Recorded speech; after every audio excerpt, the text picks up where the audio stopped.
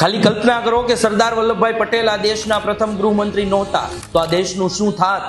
સરદાર સાહેબના વગર દેશની ઓળખ સાવ નબળી પડી ગઈ હોત. ભાષા, જાતિ અને પ્રદેશના નામે વિભાજન થઈ ગયા હોત. સરદાર સાહેબે 562થી પણ વધુ રજવાડાઓને ભારત સાથે જોડવામાં અદ્ભુત નેતૃત્વ આપ્યું છે. જો તેઓ કદાચ આજે ન હોત તો ભારત અનેક નાના મોટા રાજ્યોમાં વહેંચાયેલું હોત, જેના કારણે ભારતનો રાજકીય નકશો આજે યુરોપ જેવા નાના નાના દેશોમાં વિભાજિત હોત અને જેના લીધે આજે કદાચ હૈદરાબાદ, કાશ્મીર અને જુનાગઢ જેવા પ્રદેશો ક્યારે ભારત સાથે સંપૂર્ણપણે જોડાયા જ ન હોત.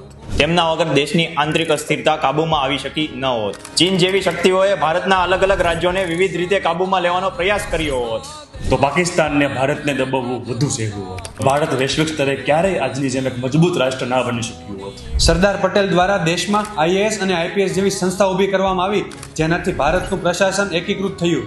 કેન્દ્ર અને રાજ્ય વચ્ચે વધારે ઘર્ષણ થાત અને વિકાસના કાર્યમાં અડચણ આવી હોત. એટલા માટે જે સરદાર વલ્લભભાઈ પટેલને ત્યાગની મૂર્તિને, સમર્પણની મૂર્તિને સાચું સન્માન આપવા માટે અમે કરી રહ્યા છીએ કર્મથી લઈને ધર્મની યાત્રા, જે બારડોલીથી લઈ અને સોમનાથ જશે અને સરદાર સાહેબને સાચું સન્માન મળશે.